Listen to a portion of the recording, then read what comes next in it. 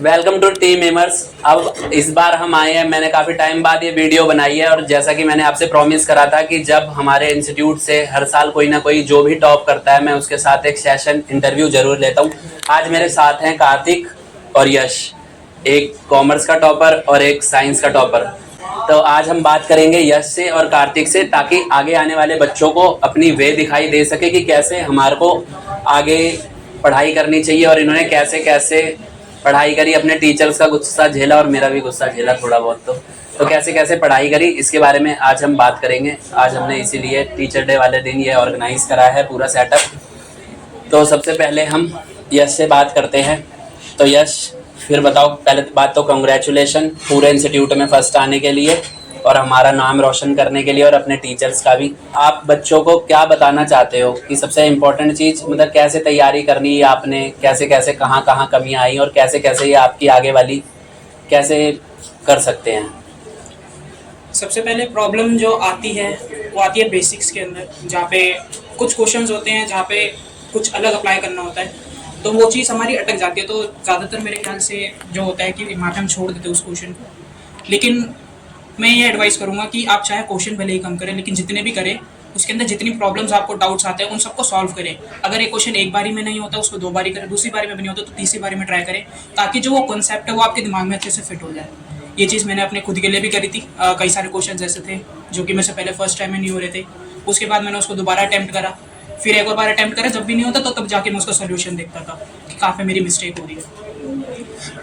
और जैसे कि आपके इको में भी अच्छे आए, तो इको में कोई पढ़ने का अलग वे आप बता सकते हैं ताकि बच्चों को दोनों सब्जेक्ट अच्छे से आगे के लिए काम कर सके, जो बच्चे इस बार 12th में है या 11th में आगे चल के 12th में आएंगे।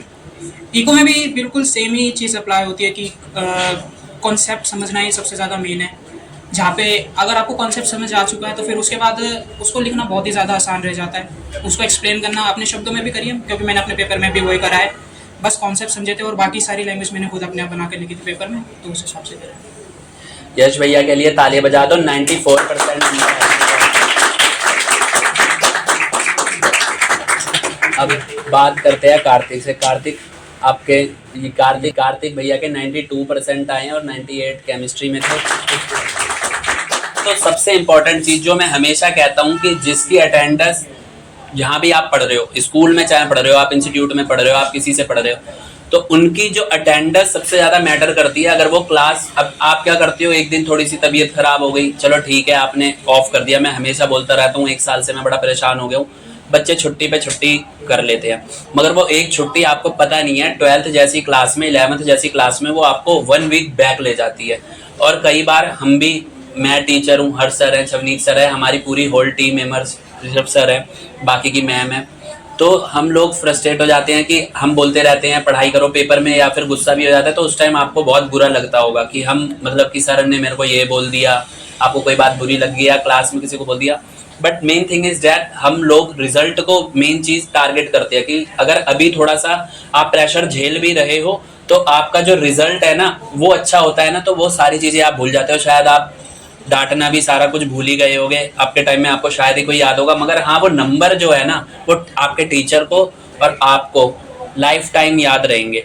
और भी मैं कुछ बातें आपसे करना चाहूँगा कि जैसे कि अब आगे आप, जैसे फियर होता है, फियर आता है पेपर में, आपको भी प्रॉब्लम होती होगी, प्री बोर्ड के बाद बोर्ड में ब्लैंक आउट हो जाते हैं, कभी कभी प्रॉब्लम होती है कि हाँ कैसे इसको।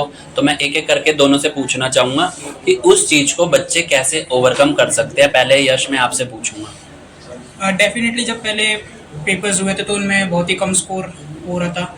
उसके बाद रेगुलरली पेपर्स हो रहे थे तो मिस्टेक्स चेक आउट करना भी बहुत बड़ी बात होती है। मेरे को शायद याद है मैंने आपके फादर को भी यहाँ पे बुलाया था जब हमारी काउंसलिंग भी हुई थी इस बात के बाद तो फिर जब नंबर कम आए थे तो धीरे धीरे करके ग्रेजुअली फिर सर से भी मैंने पूछा था कि सर इसको कैसे करना चाहिए, तो फिर सर ने भी पूरा उसके अंदर गाइड करा था। उसके बाद जैसे जैसे रेगुलरली पेपर होते जा रहे थे तो फिर एक हैबिट बनती जा रही थी एग्ज़ाम के प्रेशर को झेलना, बल्कि कोई पूरा टाइमिंग के साथ 3 घंटे वो सारी चीज़ें करना, तो उससे जो है कॉन्फिडेंस बिल्डअप होता है कि हाँ कि प्रेशर जो है हम वो झेल सकते हैं। फिर भी पेपर के टाइम पे जब आप एक्चुअल एग्जामिनेशन हॉल में होते हैं तब फिर भी एक बार को स्ट्राइक करता है पैनिक, क्योंकि जब मैंने अपना पेपर स्टार्ट करा था तो मेरे को भी स्टार्टिंग में अकाउंट्स के पेपर में पैनिक हुआ था, लेकिन उसके बाद भी क्योंकि कुछ मिस्टेक्स हो गई थी तो उसके बाद भी लेकिन धीरे धीरे जो है जैसे आगे क्वेश्चन होते जाते हैं तो कॉन्फिडेंस बिल्डअप होते चला जाता है उसके अंदर भी।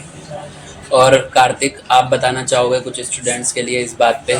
सेम थिंग, अपना कॉन्फिडेंस नहीं हारना। अगर तुम अपना कॉन्फिडेंस हार गए ना, तो अगर तुम्हें कुछ कोई क्वेश्चन आता भी होगा वो भी छूट जाएगा।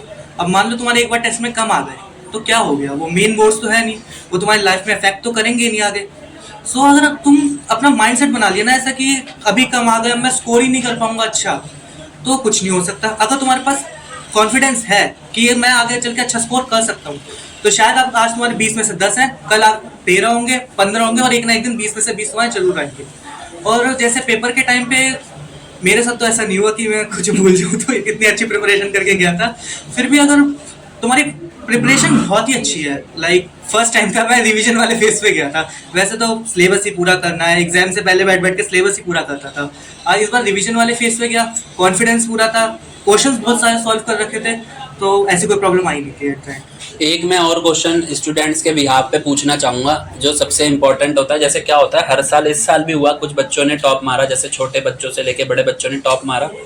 तो क्या होता है, कई बार कंबाइन क्वेश्चन आते हैं, आपको पता होगा कंबाइन जो एक जैसे क्वेश्चन होते हैं, बच्चे कई बार या फिर मतलब उन्हें कॉन्सेप्ट आते हैं, मतलब वो एकदम से मतलब जो मुश्किल है वो तो कर लेते हैं क्योंकि हर कोई उसको टारगेट करता है, और इजी कॉन्सेप्ट को कई बार वो जल्दबाजी में गलत कर ही आते हैं। तो इसके ऊपर आप दोनों ही क्या कहना चाहोगे? पहले मैं यश से जानना चाहूँगा।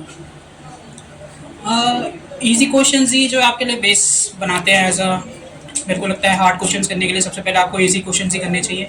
तो अगर आप इलस्ट्रेशंस ट्राई करते हैं तो फिर वो सारी चीज़ें आपकी कोप अप हो जाती है, उसके अंदर इलस्ट्रेशंस के साथ आपके सॉल्यूशंस होते हैं, और भी कई सारे जो बुक्स हैं उसके अंदर भी अगर आप थोड़ी थोड़ी प्रैक्टिस करते जाते हो तो उस हिसाब से आपके बेसिक्स क्लियर हो जाते हैं, जिससे मेरे ख्याल से ऐसी प्रॉब्लम आना बहुत ही कम हो जाता है।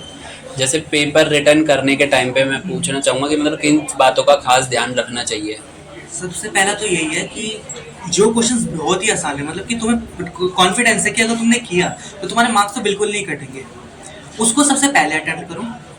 और एक सीक्वेंस में अटेम्प्ट करते रहना, लाइक ऐसे नहीं होना चाहिए कि पहले मान लो छठा क्वेश्चन किया, उसमें आपने 7वें का आंसर कर रखा है कि नंबरिंग में मिस्टेक हो गई।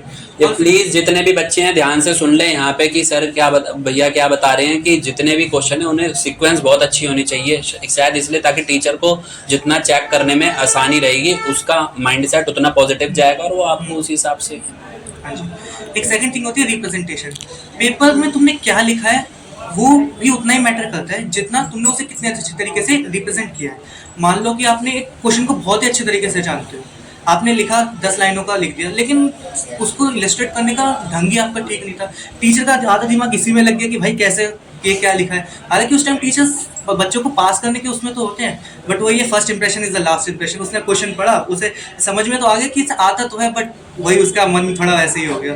सो बस यही है, अपना प्रेजेंटेशन अच्छी रखनी चाहिए, टाइम मैनेजमेंट अच्छी होनी चाहिए पेपर में, और कॉन्फिडेंस। बस यही 3 चीज़ें हैं। अब तुमने ये 3 चीज़ें रख ली है तो या you can score good in any subject. Thank you. और अब हम यहाँ से स्टार्ट करेंगे, दोनों ही इनके जो टीचर हैं उनको बुला के इनको प्राइज़ देंगे। हमने अपने इंस्टीट्यूट की तरफ से कुछ छोटा सा कैश अमाउंट रखा हुआ है दोनों के लिए। तो शवनीत सर अब जिन्होंने यश को पढ़ाया था पहले वो आएंगे।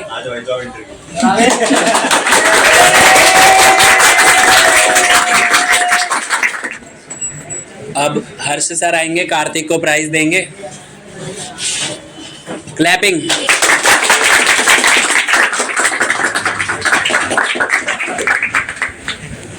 और ऐसे ही आप पढ़ते रहिए, एमर से जुड़ते रहिए। हर साल जैसे नए नए अचीवर्स आते रहेंगे, हम उनको नए नए तरीके से प्रेजेंट करते रहेंगे, सरप्राइज़ देते रहेंगे। बट हमारा सबसे बड़ा बिग गोल है कि हमारी टीम, पूरी टीम लगी रहती है इसमें। कोई एक छोटे से टीचर से लेके जो यहाँ छोटे छोटे काम करते हैं, हमारे एडिटर से लेके फ्रीलांसर टीचर तक होते हैं, काउंसलिंग करते हैं, जो छोटे छोटे पेपरों में हम जो चीज़ें ध्यान देते हैं, पेपर बनाना, चेक करना, ये भी अपने आप में बहुत बड़ा टास्क होता है। कभी कभी टीचर्स के पास टाइम भी नहीं होता, बट वो फिर भी टाइम निकाल के काउंसलिंग करते हैं।